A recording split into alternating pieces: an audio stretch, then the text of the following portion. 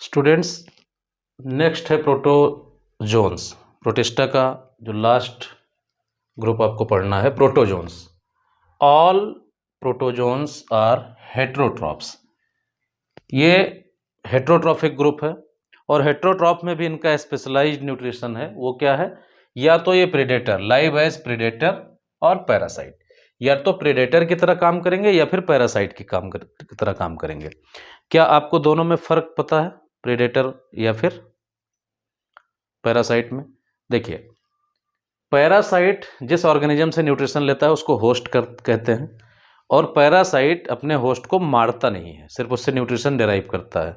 जबकि प्रेडेटर जिस ऑर्गेनिज्म पे अटैक करता है उसको किल कर देता है। तो ये बेसिक फर्क है। ये दोनों तरह एक्ट कर सकते हैं, और ऑब्वियसली जिन पे अटैक करेंगे वो इनसे स्मॉलर साइज के होंगे अगर ये प्रेडेटर की तरह एक्ट करेंगे, और अगर ये पैरासाइट की तरह एक्ट करेंगे तो जिस पे पैरासिटाइज करेंगे, जिसके ऊपर पैरासाइट बन के जाएंगे, वो लार्जर साइज का होगा। जैसे हमारी बॉडी में भी एक प्रोटोजोन डिजीज होता है, मलेरिया, तो हमारी बॉडी तो बहुत लार्जर है और वो ये यूनिसेलुलर है। ठीक है, तो ये हो गया। अब प्रोटोजोन के बारे में ये है, एक जो इसका लिटरल मीनिंग है, प्रोटो का मतलब होता है एंशिएंट, पुराना, ओल्ड, और जोन्स का मतलब होता है एनिमल, एनिमल्स। तो प्रोटोजोन वर्ड आता है, प्रोटोजोन्स का मतलब पुराने एनिमल, मतलब इनको माना गया है, they are believed to be the primitive relative of animals. इनको माना गया है कि एनिमल्स के बहुत पुराने रिश्तेदार हैं। ठीक, अब पुराने रिश्तेदार का मतलब क्या है? इवोल्यूशनरी रिलेटिव हैं पुराने। ठीक है, इवोल्यूशन के पॉइंट ऑफ व्यू से।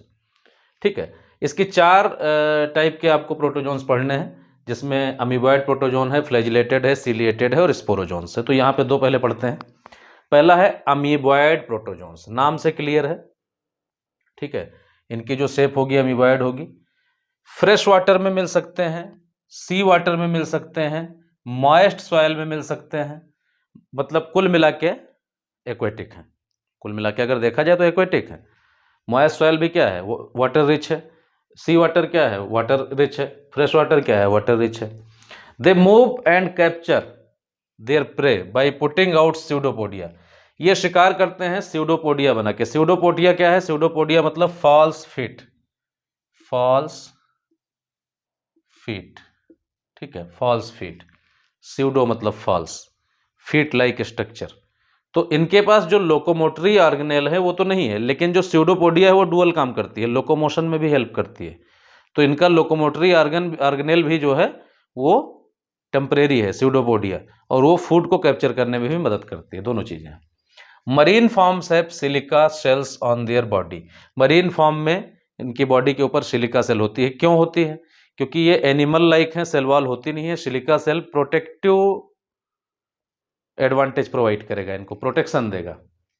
और कुछ पैरासिटिक भी हैं, अमीबॉयड प्रोटोजोन्स कुछ पैरासिटिक भी हैं, जैसे एंटोमीबा हिस्टोलिटिका। एंटोमीबा हिस्टोलिटिका हमारी बॉडी में एक बीमारी कॉज करती है जिसको कहते हैं अमीबिक डिसेंट्री।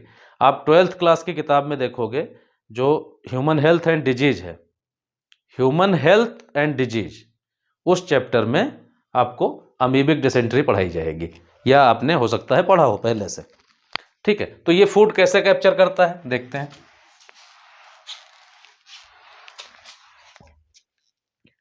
अमीबा की कोई फिक्स शेप नहीं होती है, इरेगुलर शेप होती है, न्यूक्लियस है, वैक्यूल वगैरह भी होंगी बीच में।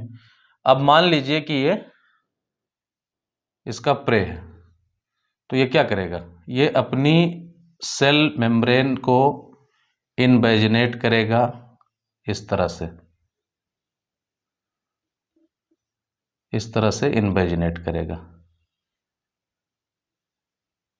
अब यहाँ पे जो स्ट्रक्चर बन रही है प्रोजेक्शन की वजह से, ये है स्यूडोपोडिया, और फर्दर जाके क्या होगा? ये जो स्यूडोपोडिया था ये पिंच ऑफ होके इधर चली जाएगी, और ये फिर आगे चली जाएगी, फूड वैक्यूल बन गई है। और फिर इसका इंट्रासेलुलर डाइजेशन हो जाएगा। इंट्रासेलुलर डाइजेशन में ऑर्गेनेल्स हेल्प करते हैं, लाइसोसोम्स हेल्प करते हैं, और भी इसमें जो कुछ भी इंट्रासेलुलर डाइजेशन में जो भी प्रोसेस होना है सारा होगा और ये इंट्रासेलुलरली डाइजेस्ट हो जाएगा। और अब दूसरे हैं फ्लैजिलेटेड प्रोटोजोन्स। फ्लैजिलेटेड का मतलब क्या है? जिनके पास फ्लैजिला हो, ऐसे प्रोटोजोन्स जिनके पास फ्लैजिला हो। ये फ्री लिविंग भी हो सकते हैं और पैरासिटिक भी हो सकते हैं। फ्लैजिलेटेड प्रोटोजोन, इनके पास फ्लैजिला होगा, they have flagella. Parasitic form cause disease. Parasitic form disease cause करेंगे, नाम से क्लियर है पैरासाइट है तो डिजीज कॉज करेंगे। और जरूरी नहीं कि सारे पैरासाइट डिजीज कॉज करें, लेकिन यहाँ पे डिजीज कॉज करेंगे। Such as sleeping sickness. Sleeping sickness बीमारी जो है वो ट्रिपेनोसोमा की एक स्पीसीज से होते हैं। ट्रिपेनोसोमा, ट्रिपेनोसोमा के देखो एक टेम्परेरी डायग्राम यहाँ पे एक सिंपल सा बना हुआ है। तो जैसे यहाँ पे इसके पास फ्लैजिला है, न्यूक्लियस है, मेम्ब्रेन एंडुलेटिंग मेम्ब्रेन है, मूवमेंट कर सकता है, ये स्लीपिंग सिकनेस कॉज करता है। अब ये इंसान तक पहुंचेगा कैसे? स्लीपिंग सिकनेस का जो प्रोटोजोन है, जो ट्रिपेनोसोमा है, इंसान की बॉडी तक कैसे पहुंचेगा? ये इंसान की बॉडी तक पहुंचेगा एक वेक्टर के थ्रू, और उस वेक्टर का नाम है से फ्लाई, टीएससी फ्लाई, से फ्लाई के थ्रू। तो वेक्टर के थ्रू ये पहुंचेगा ह्यूमन में, से फ्लाई के थ्रू। ठीक है, तो ये दो हो गए आपका अमीबॉयड प्रोटोजोन्स हो गए और फ्लैजिलेटेड प्रोटोजोन्स हो गए। अभी दो और हैं, सीलिएटेड प्रोटोजोन्स और स्पोरोजोन्स। तो प्रोटोजोन्स का तीसरा टाइप है सीलिएटेड प्रोटोजोन्स। अब सीलिएटेड जैसा नाम से क्लियर है कि इनके सरफेस पे सीलिया होगी। जैसे बढ़िया एग्जांपल इसका है पैरामीशियम। ये देखिए पैरामीशियम है, पैरामीशियम इसका अच्छा एग्जांपल है, और इसकी पूरी बॉडी सरफेस पे बहुत सारे सीलिया। तो एक्वेटिक होते हैं primarily, actively moving to presence of moving due to presence of thousands of cilia. बहुत सारे सीलिया की प्रेजेंस होती है, बहुत सारे सीलिया होते हैं जिनके लगातार मूवमेंट की वजह से ये सारे सीलिया मिलकर मूवमेंट करेंगे तो ये आसानी से मूव करते रहेंगे। इनकी जो मोटिलिटी है उसके लिए जो लोकोमोटरी ऑर्गेनेल है वो सीलिया है।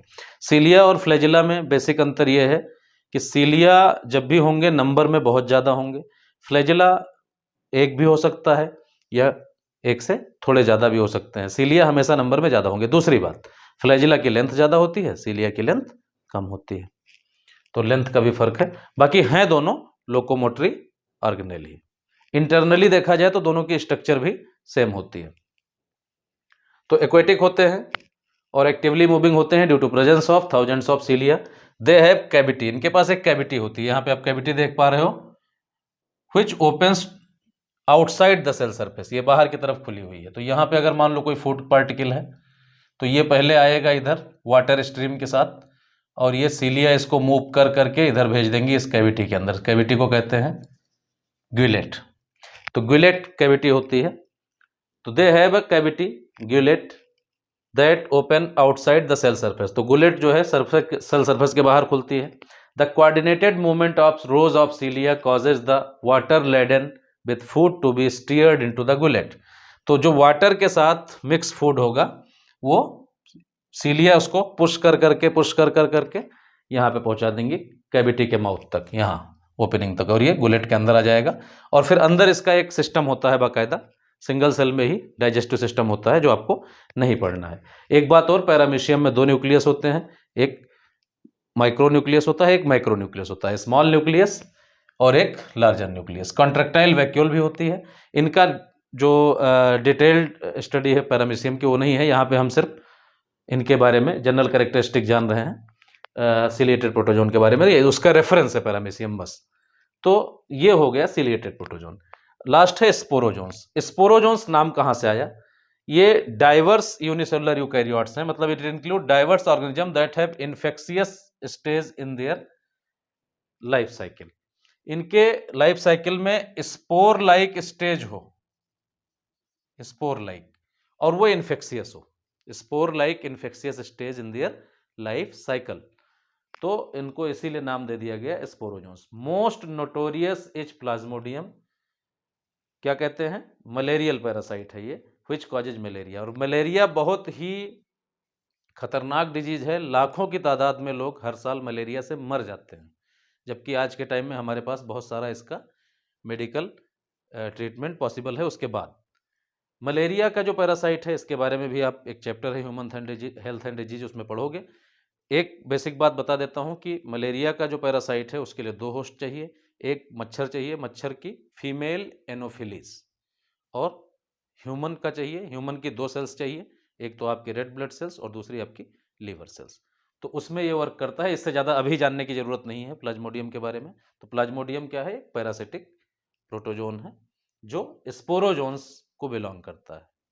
तो इस तरह से प्रोटोजोआ के चारों टाइप्स आपने पढ़ लिए, और इस तरह से किंगडम प्रोटिस्टा खत्म हुआ। एक और आखिरी बात आपको बताए दे रहे हैं, प्रोटोजोन्स की स्टडी को हम कहते हैं, study of protozoans is called protozoology. Protozoology. जब आप किसी बहुत बड़े मेडिकल कॉलेज में जाओगे तो वहां पे प्रोटोजूलॉजी डिपार्टमेंट होता है, मतलब वो डेडिकेटेड होता है कि जो प्रोटोजोन बॉर्न डिजीज हैं, प्रोटोजोन की वजह से होने वाले डिजीज हैं, उनके बारे में। तो आप मेडिकल की पढ़ाई करोगे या पैरामेडिकल की पढ़ाई पढ़ोगे या फिर फार्मेसी पढ़ोगे, जो कुछ भी पढ़ोगे आप, तो उसमें आपको प्रोटोजोलॉजी के बारे में बताया जाएगा, प्रोटोजोन्स के बारे में बताया जाएगा। और बहुत से लोग इसमें स्पेशलाइजेशन भी करते हैं, और जो लोग माइक्रोबायोलॉजी पढ़ते हैं वो भी प्रोटोजोलॉजी पढ़ते हैं। तो अभी प्रोटोजोन खत्म हुआ, और प्रोटोजोन के साथ साथ प्रोटिस्टा खत्म हुआ। अब नेक्स्ट जो किंगडम है वो है फंजाई। आगे चल के पढ़ेंगे हम लोग। Thank you.